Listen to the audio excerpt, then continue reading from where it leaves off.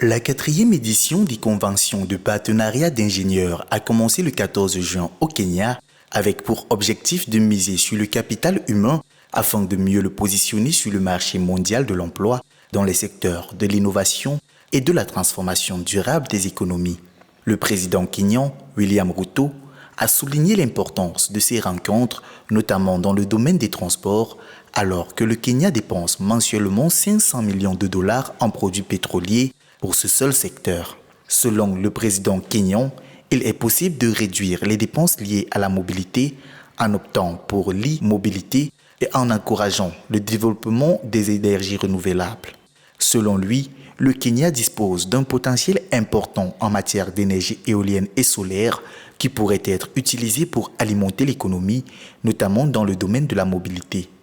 La question de savoir si le développement peut être soutenu par les énergies renouvelables fait l'objet d'un débat général, mais le Kenya est un exemple concret de leur utilisation réussie. D'ici 2030, l'objectif du programme de développement actuel est que l'industrie représente 20% du PIB du Kenya.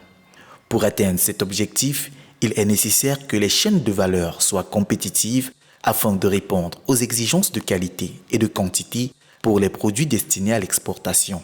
Au cours des travaux de la 4e convention de partenariat d'ingénieurs, le président William Ruto a annoncé l'ouverture d'un portail d'enregistrement des projets d'ingénieurs à partir du 1er juillet 2023 afin d'améliorer le suivi des projets par le Conseil des ingénieurs du Kenya. Il a souligné les défis liés à la mise à jour, à l'innovation, à l'efficacité et à la standardisation de la formation des ingénieurs au niveau régional et continental.